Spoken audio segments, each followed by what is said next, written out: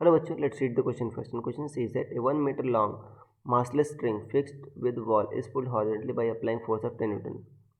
Calculate force exerted by string on rigid support. So student, सबसे पहले आपको समझना हो कि की कंसेप्ट क्या यूज हो रहा है इसमें. तो की concept is free body diagram.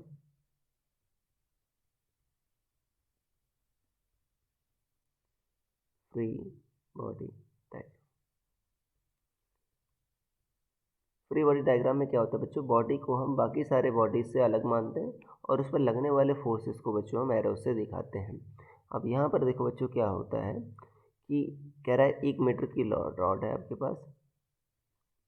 मान लो 1 मीटर की रॉड है.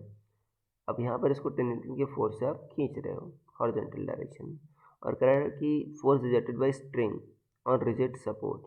देखो बच्चों, स्ट्रिंग जो रिजिड सपोर्ट पर लगा रहा होगा वही बच्चों रिजिड सपोर्ट स्ट्रिंग पर लगा रहा होगा एक्शन रिएक्शन से. तो अगर स्ट्रिंग पर बच्चों अगर फोर्स आप फाइंड कर लो जो रिजिड सपोर्ट लगा रहा है वही उतना ही मैग्नीट्यूड उसके बराबर ही होगा जो स्ट्रिंग रिजिड सपोर्ट पर लगा रहा होगा.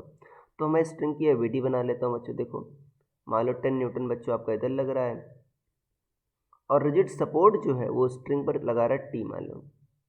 ठीक है. तो अगर ये आपका स्ट्रिंग देखो इक्विलिब्रियम में है तो लेफ्ट फोर्स राइट फोर्स के बराबर होगा, तो टेंशन कितना आ जाएगा बच्चों, 10 न्यूटन के बराबर आ जाएगा.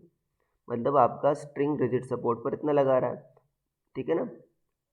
रिजिड सपोर्ट आपका स्ट्रिंग पर इतना लगा रहा है तो स्ट्रिंग भी बच्चों रिजिड सपोर्ट पर इतना ही फोर्स लगाएगा. तो ये आपका आंसर हो जाएगा. So I hope you understood it well. Best of luck.